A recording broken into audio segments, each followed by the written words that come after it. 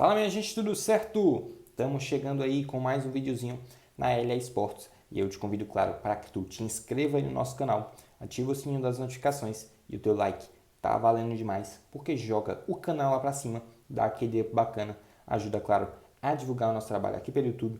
Não esquece de compartilhar esse conteúdo com os teus amigos, com a tua família e deixa aqui embaixo tua dica, tua crítica, tua sugestão. Teu comentário geral é muito importante para todos nós, beleza? Boca Juniors e Corinthians no ar. Corinthians e Boca Juniors. Jogo válido pela Libertadores em análise dessa partida, tá? Classificação do Corinthians, um empate por 0 a 0 e vitória do Timão nas penalidades. Se não é sofrido, não é Corinthians, por 6 a 5. Vitória na Bomboneira, que inclusive eu já vou citar o seguinte fato.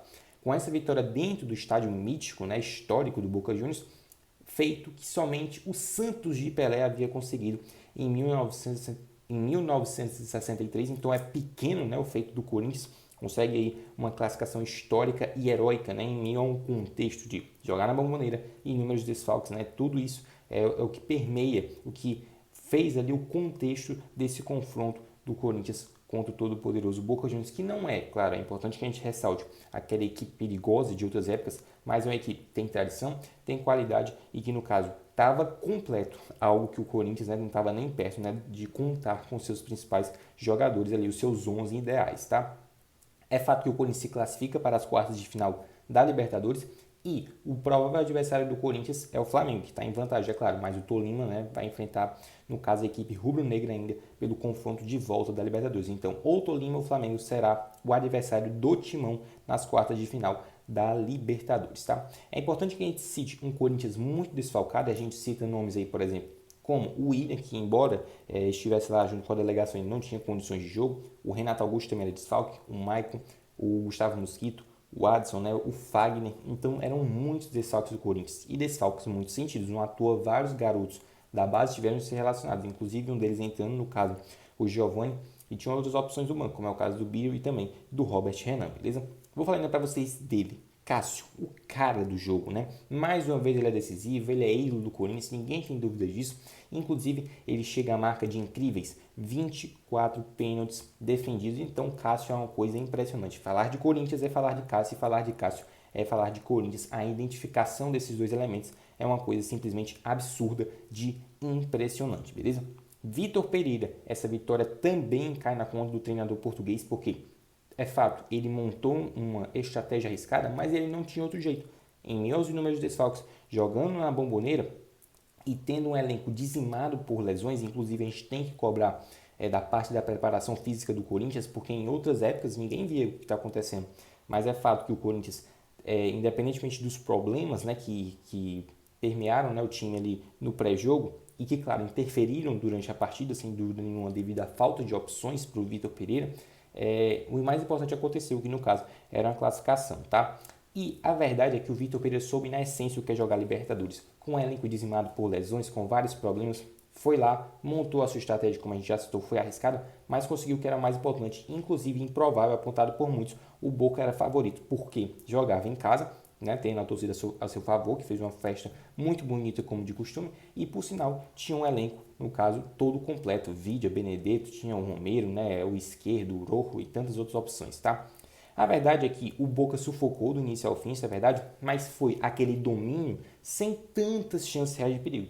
As chances reais apareceram realmente com o Benedetto, mas pelo volume, né, pela presença ofensiva do Boca Juniors, não foi aquele jogo assim de um sufoco absurdo. Né? Tiveram chances, mas o Boca parecia nervoso também com a bola no pé, principalmente pelo lado esquerdo com o vídeo, que embora o Rafael Ramos não tenha feito uma boa partida, é fato que o jogador do Boca Juniors, o atacante pelo lado esquerdo, embora partisse para cima em muitos momentos para cima do lateral português do Corinthians, ele parecia nervoso na hora de definir e realmente não foi bem, não à toa, inclusive acabou perdendo o pênalti, né, na hora das cobranças decisivas, tá?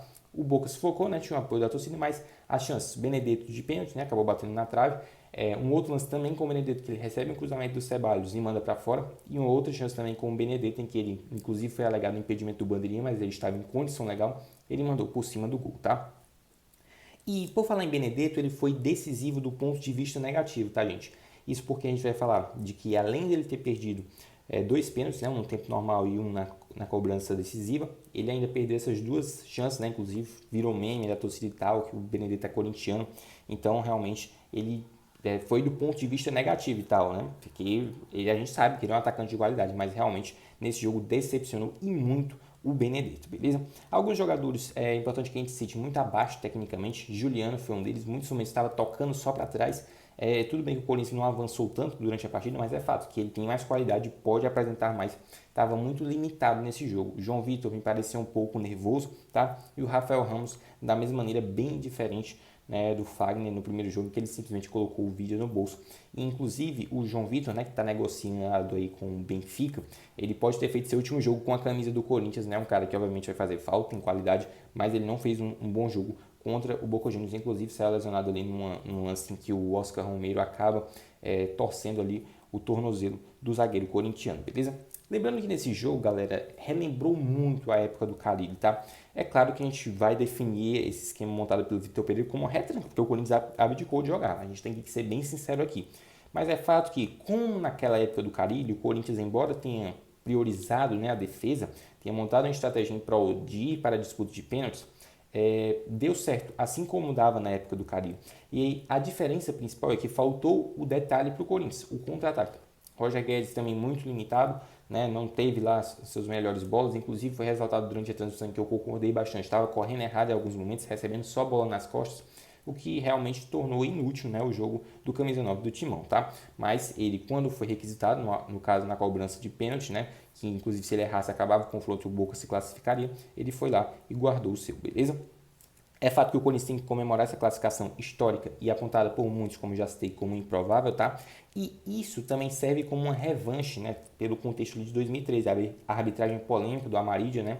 Então tudo isso também vai entrar nessa comemoração do torcedor corintiano, que tem que comemorar mesmo, tá? Mas é fato que o Corinthians ganha muita casca, muita maturidade e cresce muito em relevância, né? Ganha confiança para as fases subsequentes, não tenha dúvidas disso. Passou pelo Boca em pleno La Bombonera, em que só o Santos de Pelé havia conseguido, com certeza o time ganha muita força aí para as fases que vêm pela frente. Agora o que é a ideia? Recuperar jogadores, é inadmissível que nas quartas de final de uma competição como essa, ainda tem um tempo até lá, tá? É fato que a preparação física do Corinthians precisa melhorar muito e principalmente a prevenção de lesões. São muitos jogos em cima de outros, é verdade, mas é fato que a gente não vê, por exemplo, um Palmeiras na situação em que está o Corinthians. A gente não vê um Atlético Mineiro na situação em que está o Corinthians, um Flamengo na situação em que está o Corinthians. Então, é importante que o Vitor Pereira priorize essa questão física dos atletas, para que não aconteça, né, essa verdadeira avalanche, digamos assim, de desfalques. Né? Então, o que dizimou o elenco do Corinthians, não à toa, por exemplo, nos minutos finais aí terminou com 3 laterais esquerdos, Bruno Melo, o Lucas Piton e também o Fábio Santos atuando sem nenhum meia, né, de criação, né? Então realmente foi uma coisa assim improvável, ninguém imaginava que isso iria acontecer e ainda mais, o mais improvável, o Corinthians se classificando nessas circunstâncias, né, que não eram nada favoráveis. Além disso, a chegada do Yuri Alberto, tá? É um atacante de qualidade, como a gente inclusive já repercutiu aqui no canal a chegada desse jogador, mas ao mesmo tempo que tenha chegado o Yuri Alberto e prováveis chegadas também de outros jogadores, né, com a janela se abrindo aí nesse mês agora de julho, tem saídas. O Mantuan e o Ivan estão indo para o Zenit, como a gente já noticiou, e o João Vitor está indo para o Benfica, beleza?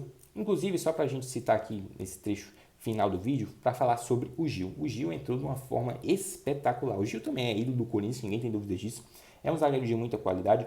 Tinha perdido posição para João Vitor e Real Gustavo, tá? Mas é fato que nesses jogos grandes de Libertadores, em jogos que exigem mais, né, de experiência, maturidade, o Gil tem que estar em campo. E ele é um baita de um zagueiro. Inclusive, cobrou o pênalti decisivo, não decepcionou, isso é bem verdade.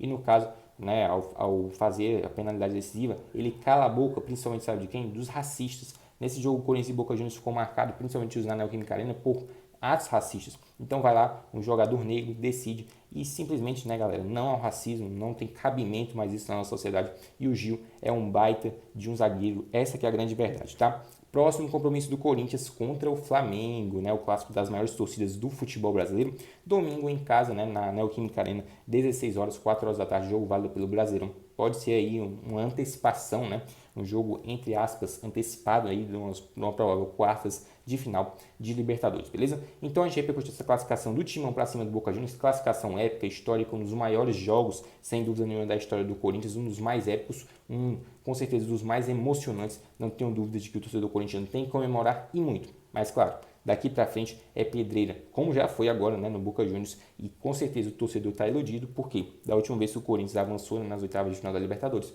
foi no caso na campanha do título de 2012, que inclusive completou aí 10 anos dessa conquista recentemente, beleza? Então se você gostou desse vídeo, se você gostou desse conteúdo, curte, comenta, compartilha com os seus amigos, com a tua família, teu like, tá valendo demais, porque joga o canal lá pra cima, dá aquele up bacana, ajuda a divulgar o nosso trabalho aqui pelo YouTube, te inscreve no canal, ativa o sininho das notificações, para ficar por dentro de tudo que a gente traz sobre futebol nacional, futebol internacional, trazendo informações, análises estatísticas, curiosidades, tudo para fã de esporte. Falar em fã de esporte, grande abraço, grande beijo para todos os fãs de esporte da LA Esporte. Até o nosso próximo vídeo, galera. Valeu!